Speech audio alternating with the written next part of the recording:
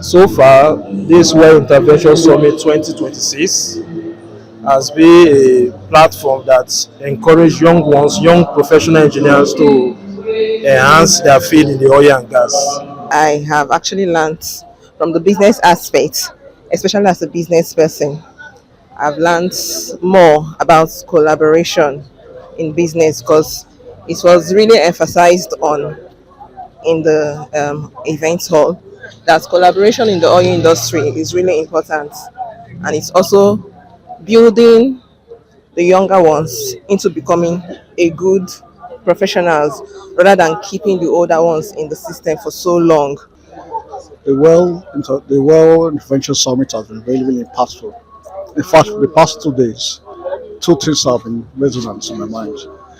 The technology gap or the knowledge gap between the older ones and the younger ones. There's need for the older ones to give the younger ones gap because those with the experience are actually retiring, and there's need for this gap to be closed. The summit has indeed been a wonderful experience for me.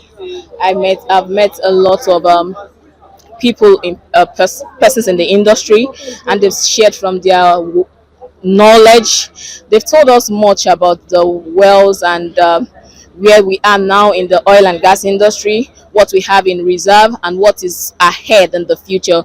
Our plans our plans for the year 2030.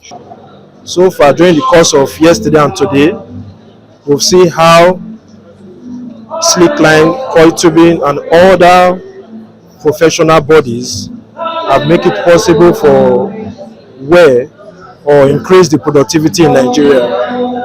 Like today, the first speaker said something about the targets for 2030. It said they will be able to achieve 3 million barrels per day for 2030. Most importantly for me, it has been the gaps, because as a business development person, I'm looking for business opportunities in the industry, identifying the gaps in the industry, and then knowing how to strategize to be part of this revolution that we are looking forward to in 2030. Listen to some of the presentations, especially today, talked about the somehow decline in performance of the well servicing company.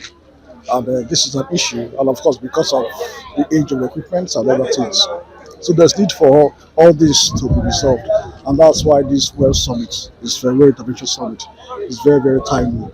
That's why we are talking about collaborating to be fully indigenous. Okay, for now they talked about technology gaps, that people who has been in the industry has more training and more exposures than those coming up, that there has been a gap in between the experienced personnel and those who has been there for a long time and those coming in. So we are now looking at, okay, how do we train people, how do we impact this knowledge that they know to the next generation, so that we can still have get same result like we've been getting before.